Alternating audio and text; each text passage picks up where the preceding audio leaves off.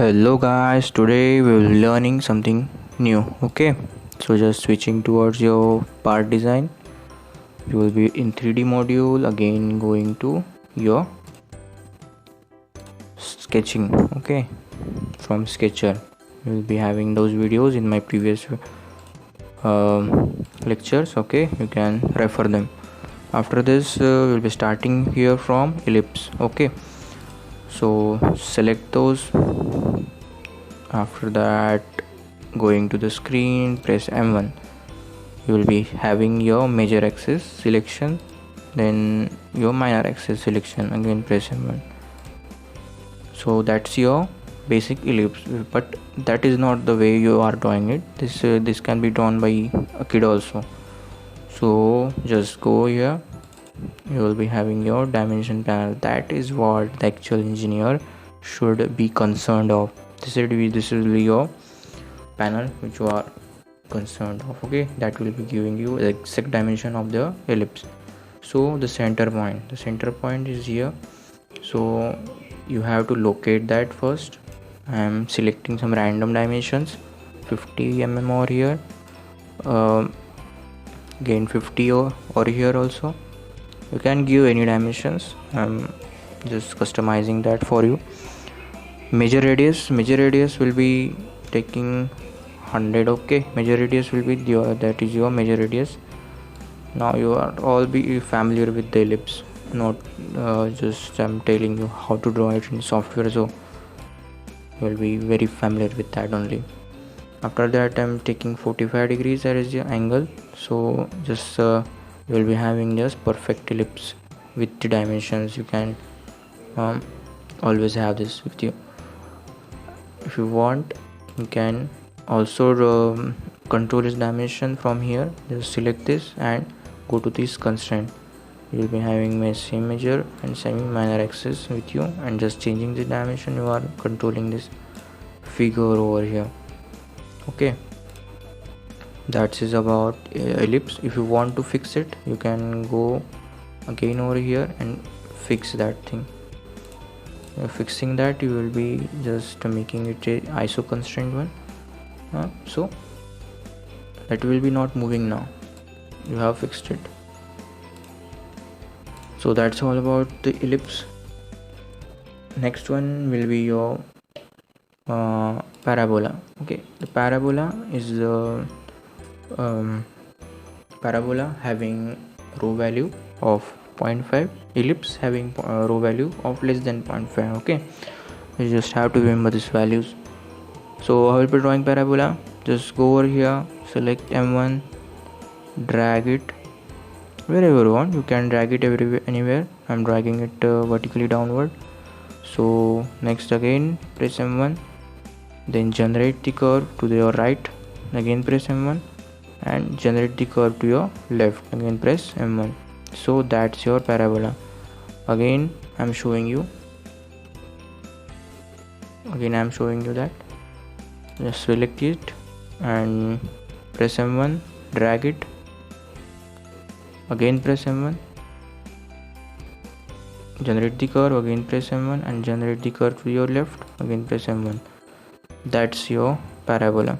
Okay, again this very basic thing, but controlling with dimensions will be the pro thing. Okay, you should be pro in this, and that's my motto, to make you pro. Then you will be having your focus point, the point which we have selected first. That was our focus point, from where you can control the position of this parabola. So that's you can see that it's in the negative direction only. So just I'm taking randomly 40, the positive one, 50 in vertical. Now apex point will be your those points. Okay, so by controlling them, you can also control the shape of your curve. Just pressing OK, you will be having it will be somewhat smaller now, and it's in your positive coordinates only. So that's your parabola. After that we will be having hyperbola command. How we will be drawing hyperbola? So again look properly, again press M1, drag it, press again M1.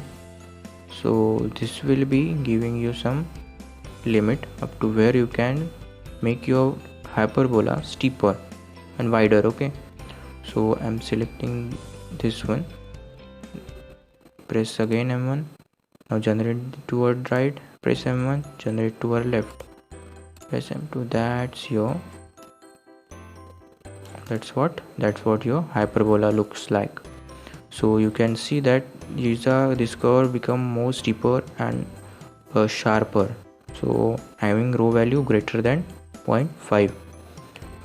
This row values has its differentiation with the curve stiffness. Okay, stiffness, now stiff means its depth. Okay, over there. So just having this with you, press this again, you will be having dimension panel. That will be same for this only.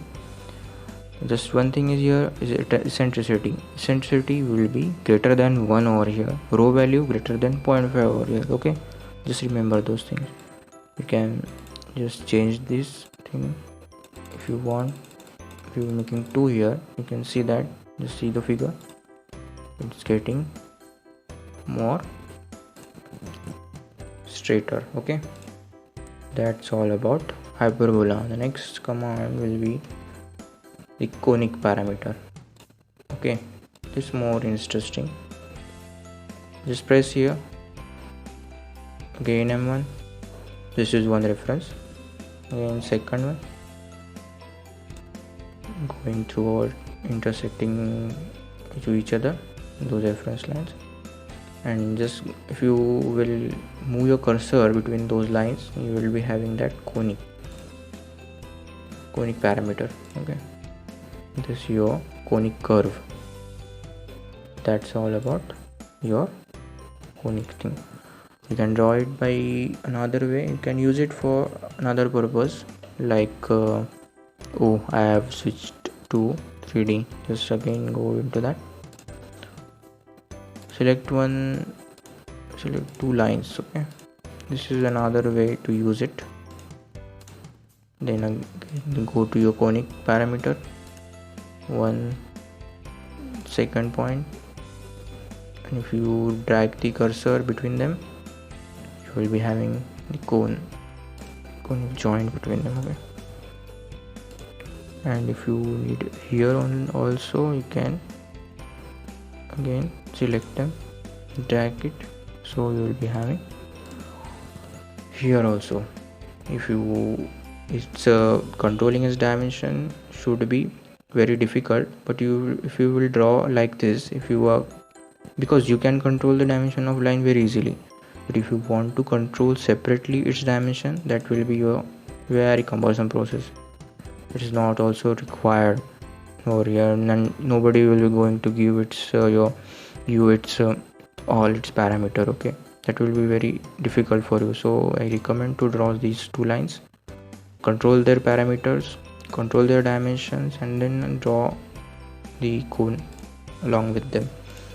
So that's all about your conic parameter. So today we will be end up with this, and next video we will be having the line command and different types of line and the different ways to draw them. So for today, thank you guys.